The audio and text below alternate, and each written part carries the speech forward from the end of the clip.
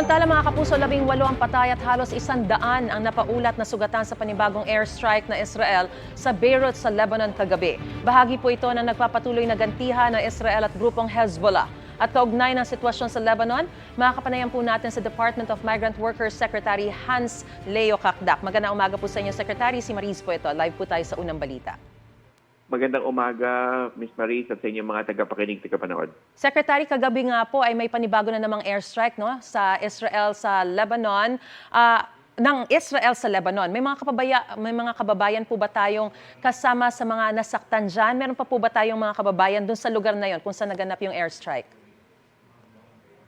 Sa ulat ng ating labor attaché ay walang naapektuhan o nasawi o nasaktan na Pilipino. At we hope it stays that way, no, sa awa ng Diyos. Okay. So sa ngayon po, nakokontak pa rin natin ang mga Pinoy roon at kahapon, nung nakausap po namin kayo sa Malacanang, sinabi niyo po safe and sound ang mga Pinoy, mga kababayan natin sa shelters na tinutuluyan po nila. Nadagdagan pa po ba yung mga Pinoy na ito? Yes, 178 ang bilang natin ng mga Pilipino sa shelters. 4 ang ating shelters sa Beirut at meron pang sapat na kapasidad para tumanggap pa ng nakararami, kaya tinikayat natin mga kababayan natin na humingi lang ng tulong at magbibigay tayo ng karampatang tugon. Secretary, kahapon sa inyo pong press briefing, sinabi niyo po na may mga nabook na tayong mga commercial flights no mula October 11 hanggang 28. Tuloy po ba yung ilang mga kababayan natin na aalis ngayon pabalik dito sa ating bansa ngayong araw? Yes. Patuloy ang ating mga kababayan na nagkakaroon ng preparasyon at flight booking sa pauwi. May mga 213 na travel ready as of this hour. And meron din tayong mga flight arrivals na slated this weekend.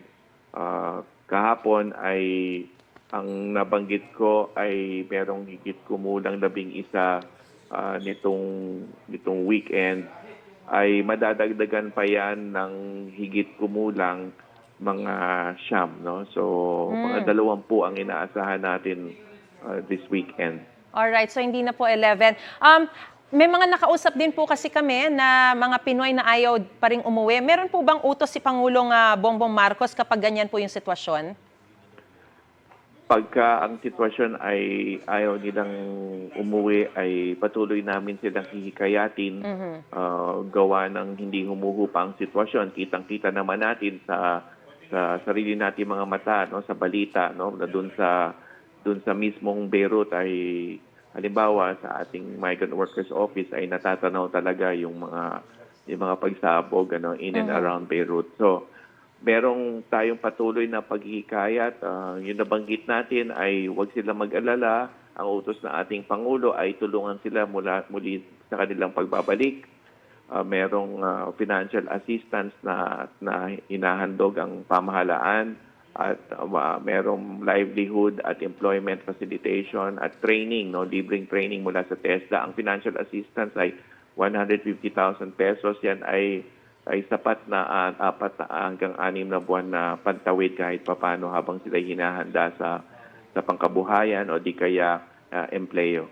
Alright, maraming salamat po DMW Secretary Hans Leo Kakdak at patuloy po kaming makikibalita kaugnay nga po sa sitwasyon dyan sa Lebanon. Ingat po kayo. Yes, salamat po. God bless. God bless po.